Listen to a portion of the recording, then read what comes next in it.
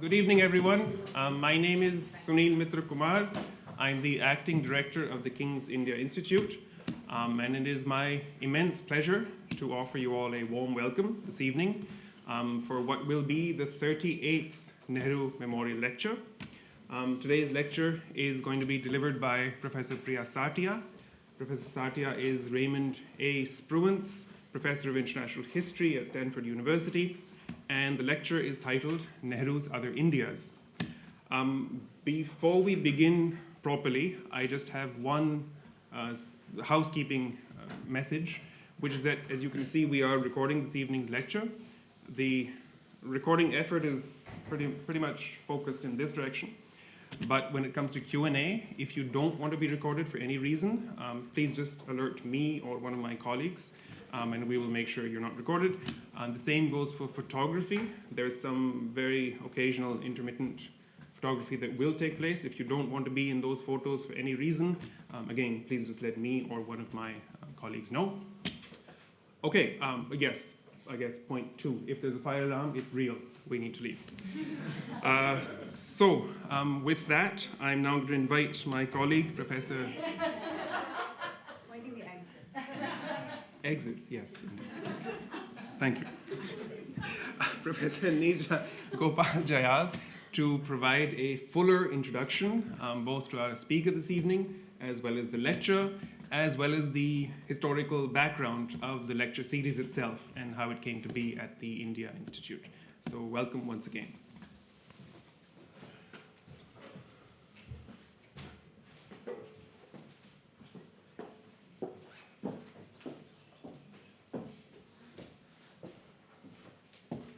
Thank you, Sunil. Very warm welcome to everyone, and especially, of course, to Professor Priya Satia. My name is Nehru Gopal Jayal. I'm the Avanta Chair and Professor of Politics at King's India Institute. And the Institute is delighted to welcome Professor Satia, historian of modern Britain and of the British Empire, who will be delivering, as you know, the Nehru Memorial Lecture for 2024. It was in 1966 that the Jawaharlal Nehru Memorial Trust endowed an annual lecture to be delivered in memory of India's first Prime Minister by a distinguished scholar, scientist, or administrator. And since its inception, the lecture has been delivered by many eminent people, including former prime ministers and leading figures in the worlds of scholarship, law, the arts, and commerce.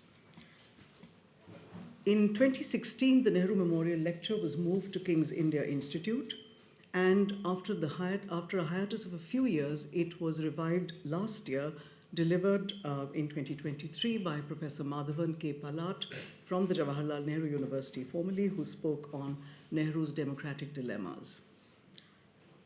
Professor Priya Satia, who is with us to deliver the 2024 lecture, is, as Sunil said, the Raymond A. Spruance Professor of International History at Stanford University. She describes herself as a cultural historian of the material and intellectual infrastructure of the modern world in the age of empire. Her work examines the origins of state institutions, military technologies, ideas and practices of development, and the anti-colonial responses they inspired in order to understand how the imperial past has shaped the present.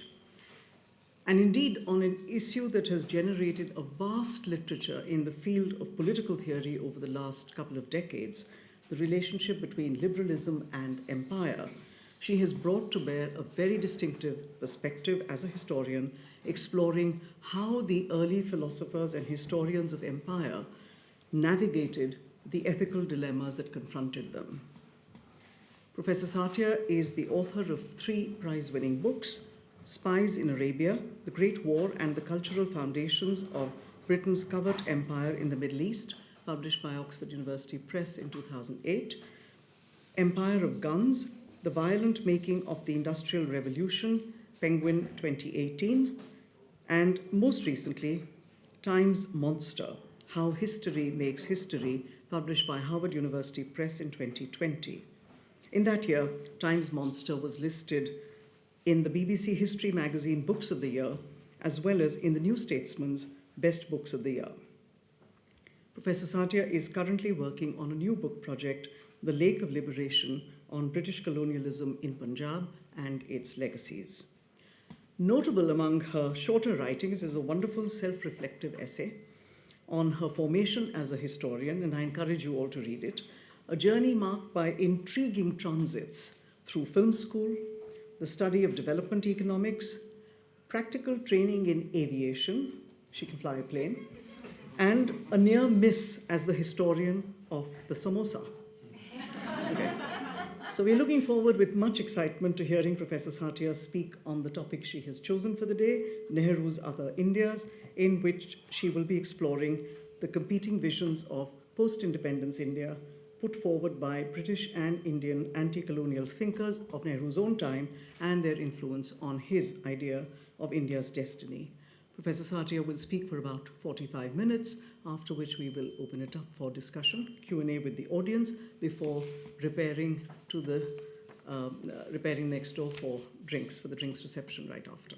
Thank you all so very much, and very warm welcome, Priya.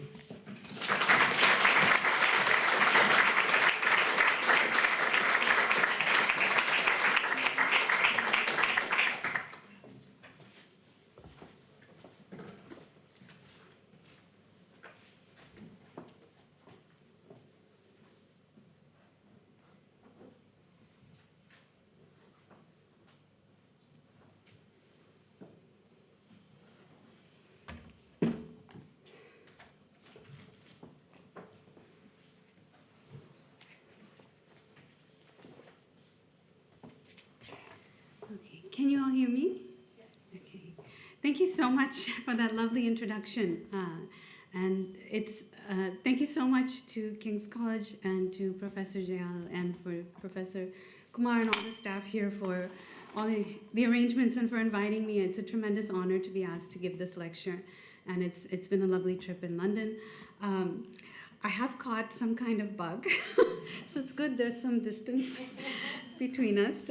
So just bear with me. I might need to take a break here and there, but I've got my tea.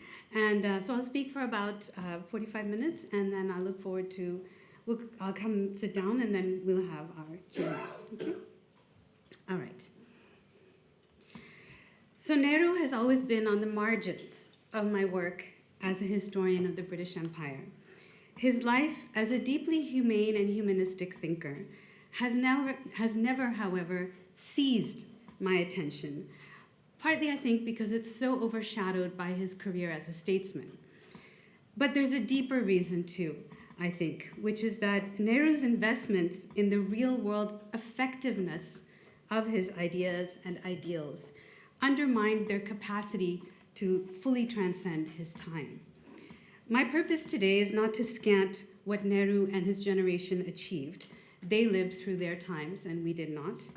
But to use the past as a site for imagining alternative forms of statesmanship and Indian statehood.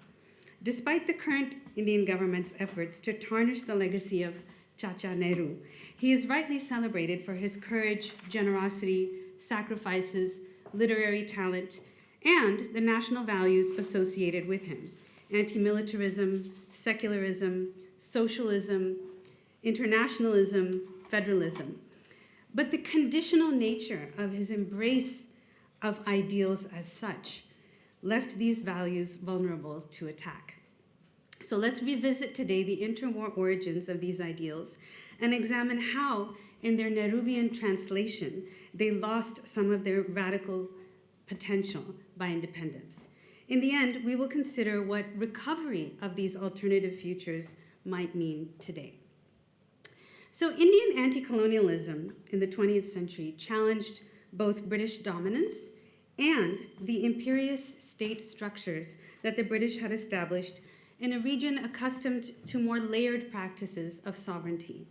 Federalist visions of India strove to renew such practices and to accommodate both the areas administered directly by the British and the hundreds of so-called princely states that the British controlled indirectly through local rulers or princes or kings.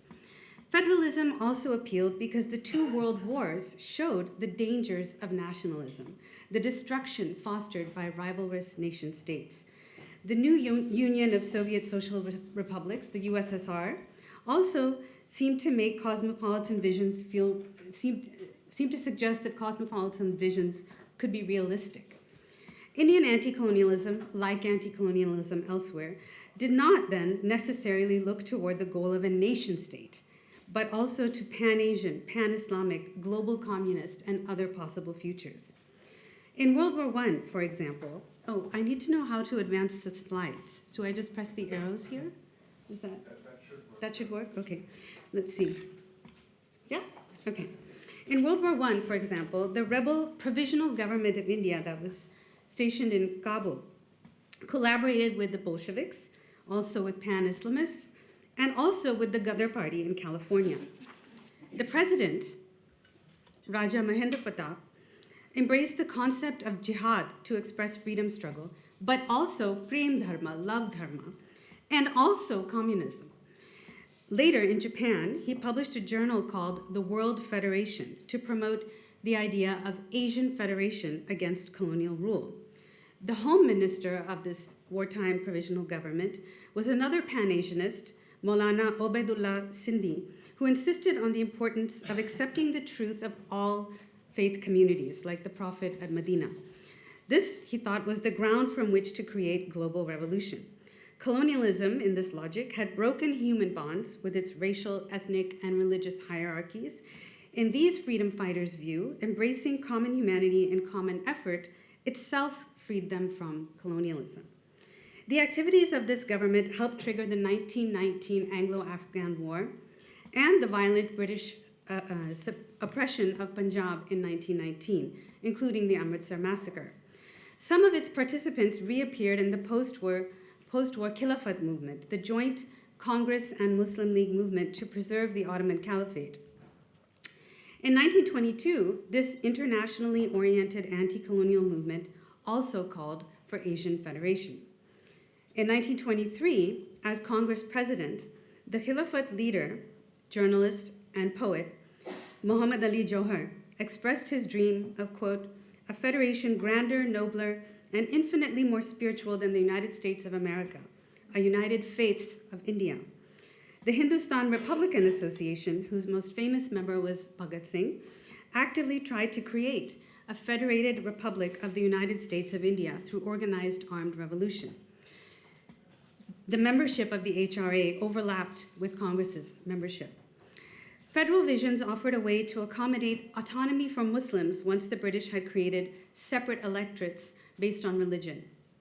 The poet and politician Hasrat Mohani, who helped found the Hindustan Republican Association and the Indian Communist Party, talked in 1924 of, quote, separate Muslim states in India, united with Hindu states under a national federal government.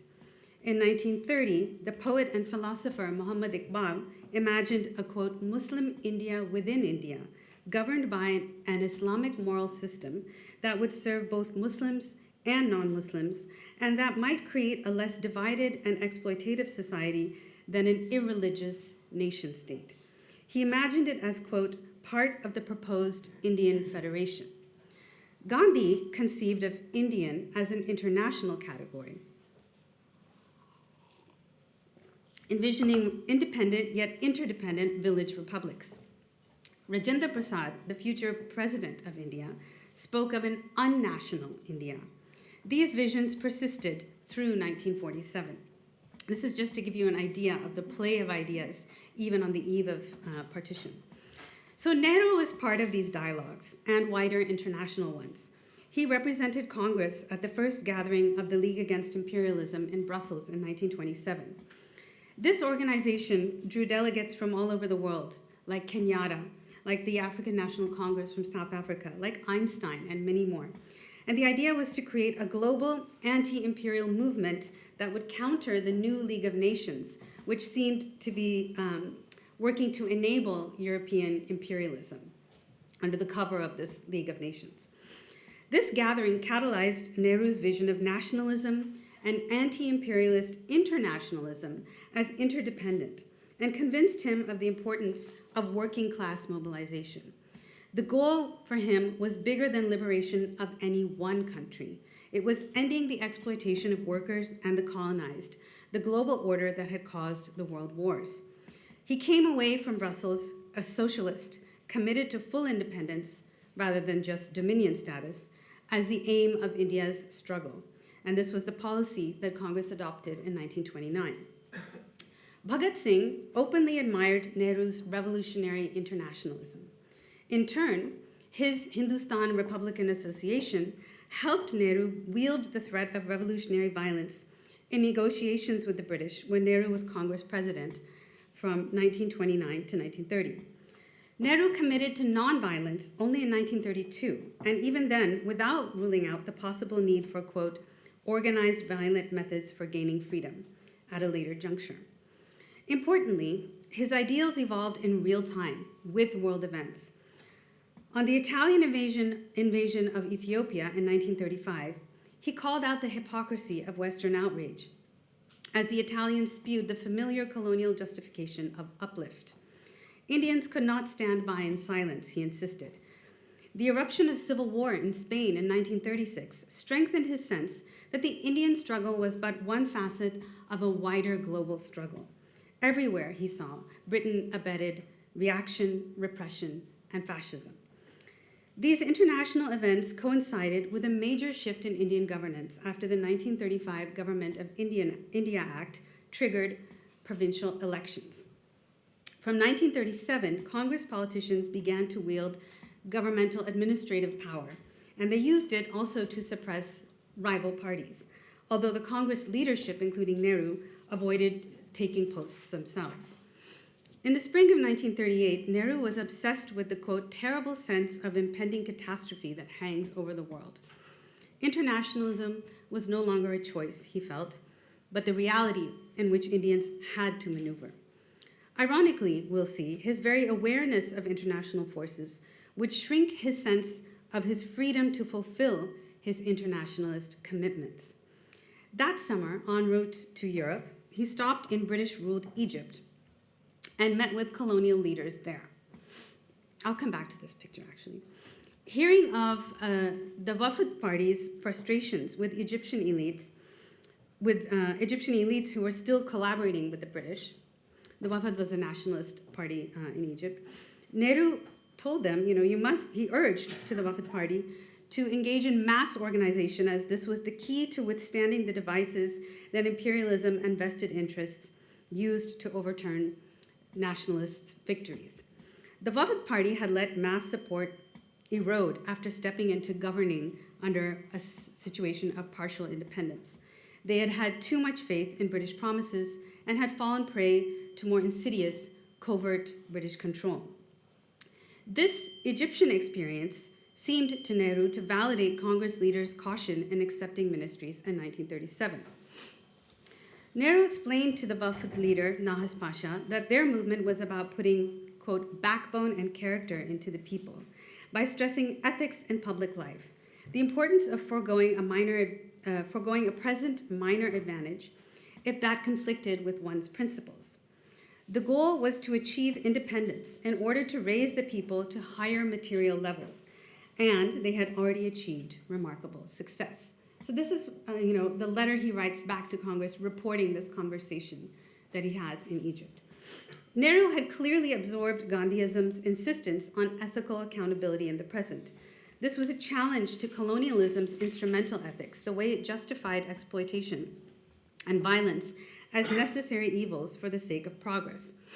In Gandhiism, recovery from such consequentialist thinking was decolonization.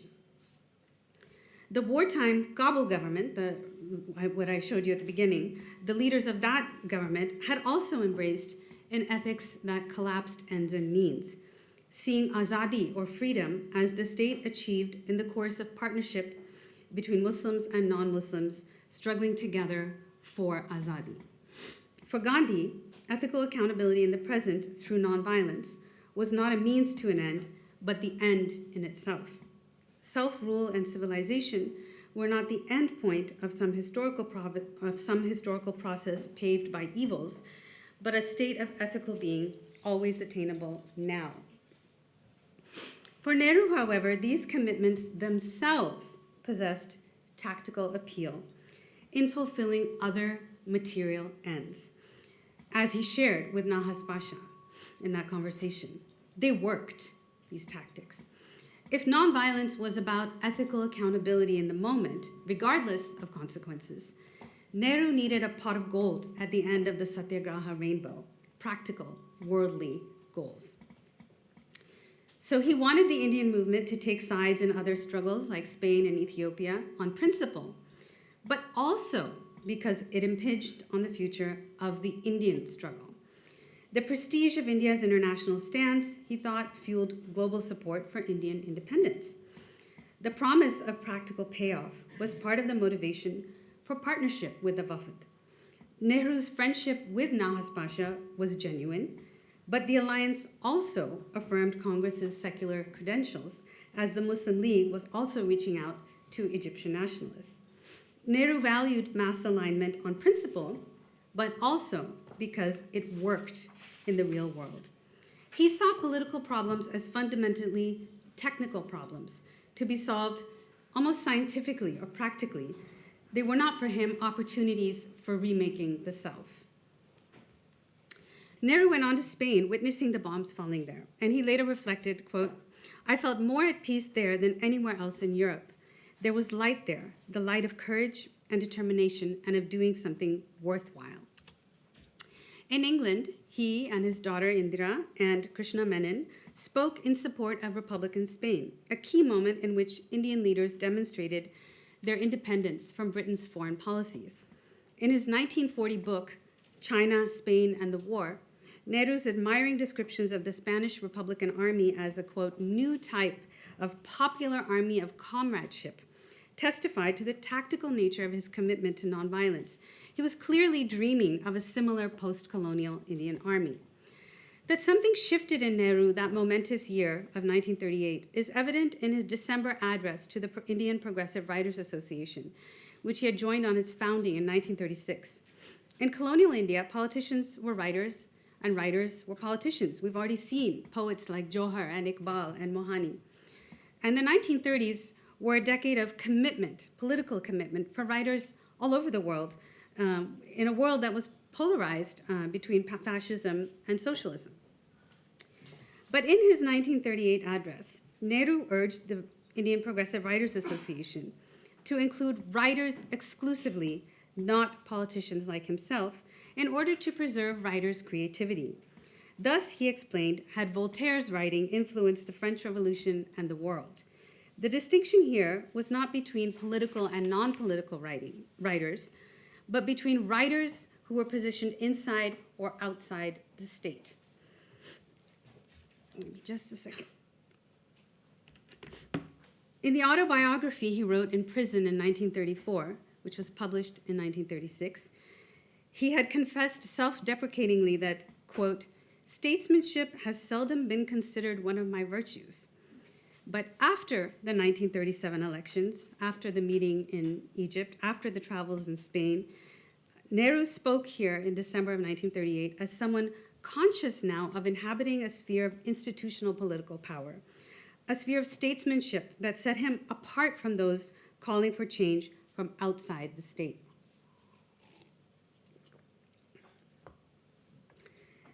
Let me pause for 1 second. Sorry, this is very embarrassing. Nehru's precipitous adoption of this role began to shrink the space for alternative futures. The 1935 Government of India Act's vision of a federal India in which Britain might manipulate the princely states to continue to exert control had made federation a more complicated question for Congress. But nevertheless, Nehru was still committed to federalism. 3 days before his imprisonment in August 1942, he affirmed, against any idea of, quote, "cutting up India," that the current war showed that small nations have no future except as hangers-on of larger ones. The tendency in the world is for large federations. 2 days later, the Congress Party also committed to a federal constitution with the, quote, "largest measure of autonomy to federating units." Mass arrests of the Congress Party followed the very next day after this commitment. Now in jail from 1942 to 1945, however, Nehru started to search for and find an Indian unity rooted in ancient times, his discovery of India. He saw this unity as a federal solution, although federation typically connotes clubbing together of distinct places, places that are different and not necessarily united. This imaginative project was driven by the practical problem of constructing a federal India that would still be unitary enough to avert fresh colonial subjugation.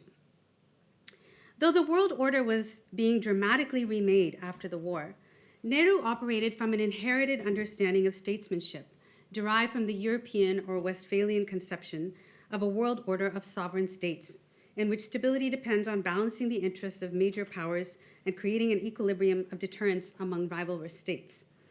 Unlike revolutionary movements, this was not a utopian vision of the world order. It assumed a pragmatic will to power on each side. Revolutions were destabilizing in this vision, whatever their merit as movements. Revolutionaries, including the pre-1937 Nehru himself, seek to change the accepted scope of possibility. But statesmen in this conventional Westphalian mold take the political and economic constraints on change as pre-given, as the international framework, as the world as it is. For them, history is not the work of masses, but of great men at the helm of the great powers anchoring this framework. Schooling at Harrow and Cambridge had exposed Nehru to elite British culture, including this great man understanding of history. His autobiography related how George Trevelyan's trilogy, offering a heroic portrait of the Italian nationalist Garibaldi, had influenced his youthful ideas about fighting for India's freedom. But of course, Garibaldi was an eternal revolutionary and offered no alternative example of post-revolutionary statesmanship. The Khilafat movement, if we think back to the 1920s, had tried to preserve one alternative form of statesmanship, the Sultan Khalifa, right? The Sultan Caliph, who combined spiritual and temporal authority. And the failure of that movement had then fueled Iqbal's and other efforts to imagine an Islamic polity as an alternative to a totally amoral world order. But Nehru never liked the religious overtones of the Khilafat movement. And for him, the European model proved sticky. One wonders if Tagore had him in mind in 1944 when he warned Indian nationalists against modeling themselves on, quote, Garibaldis and Washingtons, as this only, in Tagore's mind, further entrenched the European norms from which they sought recovery.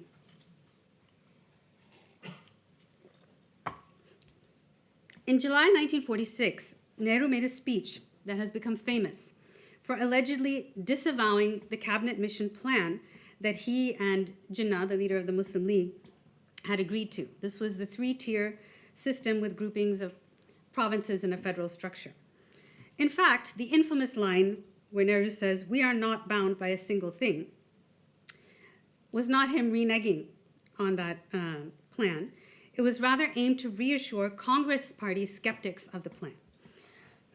The speech, in fact, strove to justify to the Congress his acceptance of the plan, notably by invoking the need to balance, quote, revolutionary commitments with statesmanship, the need to not simply protest, but to take responsibility in facing big problems. Jinnah, perceiving betrayal, retaliated with Direct Action Day, which unleashed mass violence across northern India. But the point for our purposes is that Nehru's consciousness of stepping into the role of statesman entailed an explicit embrace of pragmatism. And this was at the very time when Gandhi was still saying things like, leave India to God or anarchy. The shift was evident at the Asian Relations Conference in Delhi in the spring of 1947, which sought to build on earlier Pan-Asian solidarities. And this is something I learned from Aaron O'Halloran's forthcoming book. When Vietnam asked India for material support in its anti-colonial struggle against France, Nehru offered only India's moral support out of concern for India's emerging post-colonial relations with France. To be sure, Nehru's sense of ongoing international turmoil itself guided this pragmatism. In June, he accepted the partition plan for two separate nation states for that moment. He, like many, believed that partition was not a final decision. It did not preclude a future partnership. The very fact of Pakistan's shape, these two wings that were divided by 1,000 miles of Indian territory, testified to the enduring possibility of arrangements that would exceed the norm of the typical nation state. Indeed, aspects of finance connected the two governments for the first years, as did Kashmir's unresolved fate and the relatively open border. After all, just then, the other Asian subcontinent, Europe, the ruined birthplace of the nation state, was itself moving towards federation. In 1947 to 49, the future seemed uncertain and open. In the princely state of Kashmir, Nehru innovated in keeping with this open time. Kashmir's king considered remaining independent, but then Pakistani invasion pushed him to opt for India in October 1947, triggering a war with Pakistan, which ended with a UN-called ceasefire. In 1949, Article 370 of the Indian Constitution recognized Kashmir's special status, including greater autonomy within India. As Anuradha Bhasin explains, the editor of Kashmir Times, this article strengthened India's integrity by providing, quote, the constitutional and legal link to a state that was originally not a part of the Indian Dominion. So this was an implementation of the federal paradigm. But in the heart of India, in Hyderabad, Nehru went in a different direction. Here too, the kingdom held out against union with India, while at the same time, a communist peasant rebellion roiled the kingdom itself. In November 1947, a standstill agreement was signed that gave India and Hyderabad a year to try and resolve their relations. While India instituted an economic blockade of the kingdom, the Nizam of Hyderabad started to gather arms and support to stay independent. Initially reluctant to invade, partly because he was uncertain of Pakistan's response if he did, Nehru decided to go ahead after Jinnah's death on September 11th, 1948. India prevailed in this action with an enormous, it's a military action, it's called a police action, but it's a military action, with an enormous human and political toll. The communists, fearing that the Indian army would restore land to the landlords they had wrested it from, resolved to fight India too, to defend the peasantry's gains. So then Nehru presided over a counter-revolution in Telangana, despite his commitments to peasant movements and land reform. So Telangana is I don't know if I should explain this to you. The part of, if you look at present-day Andhra Pradesh, the part that's inside the red line. Okay, that's the Telangana. Here you go. It is difficult to imagine a counterfactual in which Nehru did not invade Hyderabad, given his conception of statesmanship. Once Jinnah's death removed the practical constraint that might have forced him to address the situation more creatively, as he did in Kashmir. Devoted as he was to decolonization and open to different conceptions of liberty, whether socialist or internationalist or regional, once he adopted the subjectivity of the statesman, without reinventing what a state could be, the horizon of possibility shrank dramatically. What would a counterfactual India without this invasion of Hyderabad have looked like? It is worth reflecting on an alternative India with two states, Kashmir and Hyderabad, with special status. Might that have created an opportunity for looser federalism for other regions too? Maybe more creative ties with Pakistan. Or maybe loose ties would have made the region vulnerable to neocolonialism. Or maybe it would have been more resilient and less prone to internal strife. More importantly, if neocolonialism was the bogey, it's hard to say that Nehru vanquished it, given that the tight center-province bond he enabled was often experienced as a colonial bond and relied on implementation of British-era repressive mechanisms. In his worry about recolonization, Nehru gave short shrift to decolonization. To be sure, there was some decentralization and institutional innovation, but also survival of colonial-era laws, structures, and developmentalist goals. Forgetting anti-colonialism's questioning of the colonial model of industrial civilization, Nehru's India strove to catch up once and for all. That is why some anti-colonial thinkers felt, as Mohani said, Hazrat Mohani, we're back to, in the Constituent Assembly that drafted the Indian Constitution, quote, real independence has not come to us. Mohani said that the constitution they were drafting was too close to the Colonial Government of India Act of 1935 and borrowed too much from Commonwealth countries like Australia. He urged amendment of the preamble in which the word federal had been dropped. Instead of we, the people of India, having solemnly resolved to constitute India into a sovereign democratic republic, he suggested, we, the people of India, having solemnly resolved to constitute India into a union of Indian socialistic republics, to be called UISR on the lines of USSR. Without republics, plural, he warned, quote, in the place of the British Empire, you will create an Indian empire, consisting of, quote, states which will have got no power. They had, as an assembly, he called on the assembly to commit explicitly to federalism and to say whether the government would be, quote, centrifugal or centripetal. Mohani's amendments failed, and he, in the end, refused to sign the Constitution. Moves like Nehru's in Hyderabad and later Goa and elsewhere contributed to the post-war decline in internationalism. Egypt, too, became more preoccupied with Arab nationalism as Palestine became a central issue after the 1948 war with Israel. To be sure, the disappointments of that war led to the rise of Nasser, who then partnered with India, Yugoslavia, Ghana, and Indonesia to found the non-aligned movement in 1955. The Cold War's terrifying logic of mutually assured destruction seemed to revive questioning of the world order. Once again, indeed, Nehru revived bonds with Indonesia at Bandung that dated to his 1927 meeting in Brussels with Muhammad Hatta, who was now, in 1950s, Indonesia's vice president. And this was a memory that Sukarno explicitly invoked at Bandung. But this third world movement was ultimately about guarding national independence through international cooperation. Nasser, who was also a Garibaldi fan, had come to power as a nationalist. Nehru, like many other leaders of newly decolonized polities, took on the role of statesman before the colonial order had been replaced. Maneuvering in the world as it was meant maneuvering in a world in which India's main trading partners were still Britain and the United States. There was no actual non-alignment possible.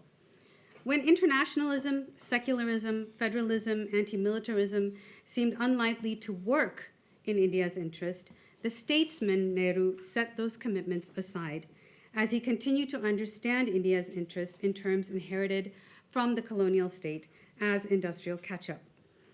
If it was motivated by a desire to fortify the subcontinent against recolonization, it did so in a manner that kept India enslaved to Western measures of civilization.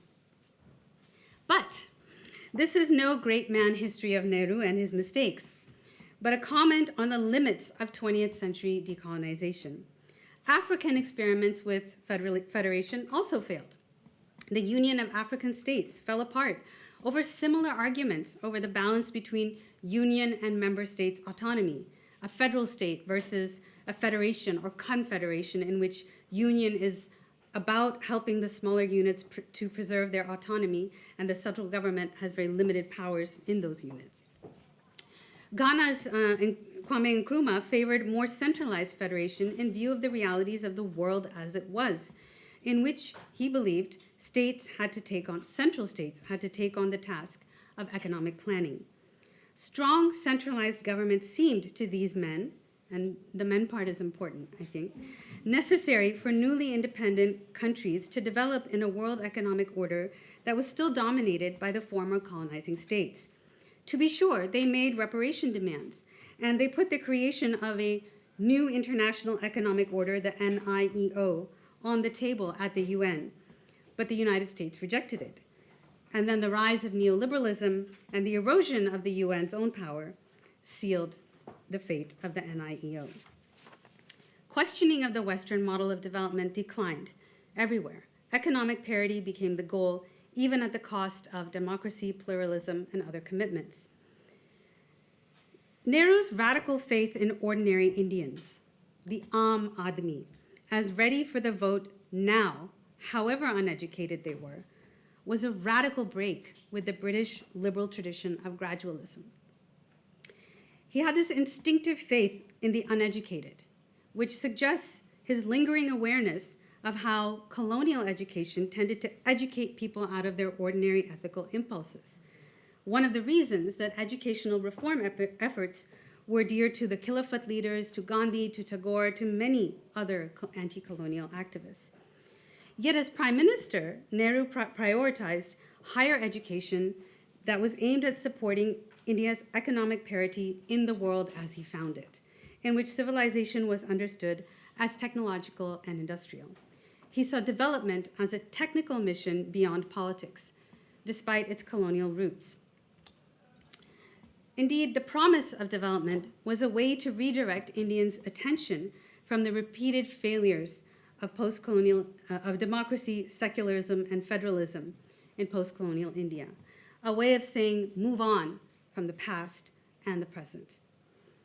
Nehru's values, the deep ethical streak that Gandhi noted in him, emerged from the internal transformation that came with deep reading, intense dialogue, and the deprivations of long spells in prison.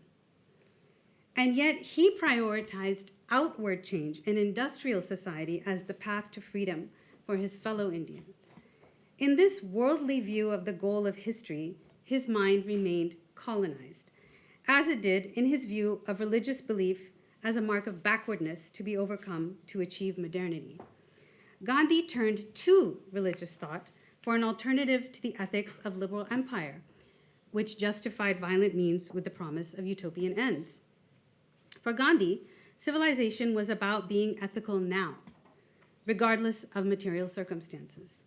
Self-rule was about unlearning capitalism and colonialism's denial of mutual obligation to become, once again, an ethical being. The objective of anti-colonialism was for him, quote, an enlightened anarchy in which each person will become his own ruler. There's no role for the Westphalian statesman in such a world. This is an ethics of autonomy that demands an anti-statist outlook, a position Gandhi, however shrewd a political negotiator, took even vis-a-vis Congress itself as soon as Congress stepped into rules of governance in 1937. This religious outlook of Gandhi's transcended his identity as a Hindu, whatever that means, overlapping, for instance, with Tolstoy's Christian anarchism and the thought of Muslim philosophers like Iqbal, who insisted also that man's purpose was not to remake the world, but to remake himself ethically. Had Nehru's commitments to federalism, internationalism, socialism, and secularism been purely principled rather than partly tactical, had they offered a vision of what it meant to be free or to be Indian or to be civilized in a post-colonial world, they might have indelibly defined a culture. When ideals are embraced strategically in view of what works in the world as it is, an argument can always be made at some moment that they no longer work and must be discarded. Nehru's shift from revolutionary to statesman, from utopian to pragmatist, opened these ideals to questioning when it could be argued that worldly affairs demanded it. Congress's federal, socialist, and secular commitments proved hollow time and again, as Mohani had foreseen. Its pragmatism left the door open to darker visions of India incubated between the world wars. In 1976, the Constitution's preamble was amended to say socialist, secular republic. Today's government is petitioning the Supreme Court to remove the word socialist.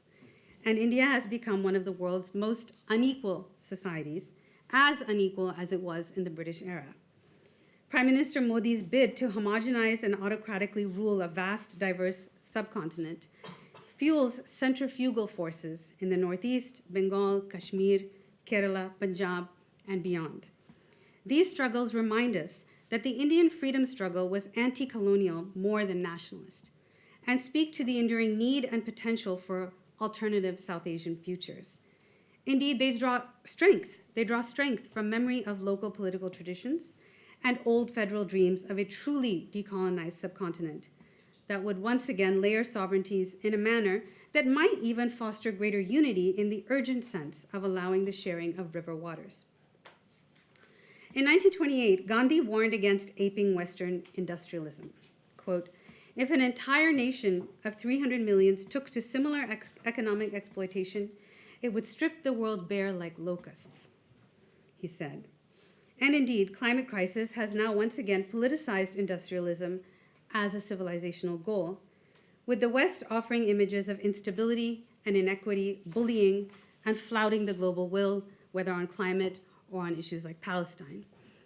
Statesmanship based on maneuvering in this world as it is will spell disaster. As Amitav Ghosh writes, quote, "If there's any one thing that global warming has made perfectly clear, it is that to think about the world only as it is amounts to a formula for collective suicide." Those working for decolonization in the last century put forward many possible visions of a post-colonial order. Their goal was not to make new nations, but to change the world order. I hope this story of the contested and contingent way that decolonization actually led to a world of nation states, kind of accidentally, rather than a world of federations, might help us to see our present less as a natural formation and might open up our horizons to different political futures. Our challenges of climate change, pandemics, nuclear weapons, artificial intelligence demand movement toward a world order of partnership, interdependence, and pluralism, the horizon of the planet, not the nation state. It is no coincidence that one of the statesmen offering substantive leadership in these times has been Pope Francis, a figure combining temporal and spiritual authority that exceeds the bounds of the nation state.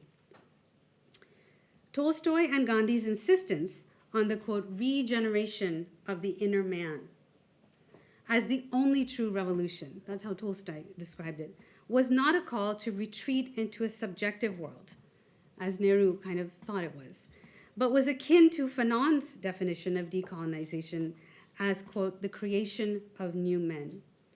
Changing social reality is collective work, and only by reforming ourselves can we reforge collective existence, and that collective existence is the new social reality.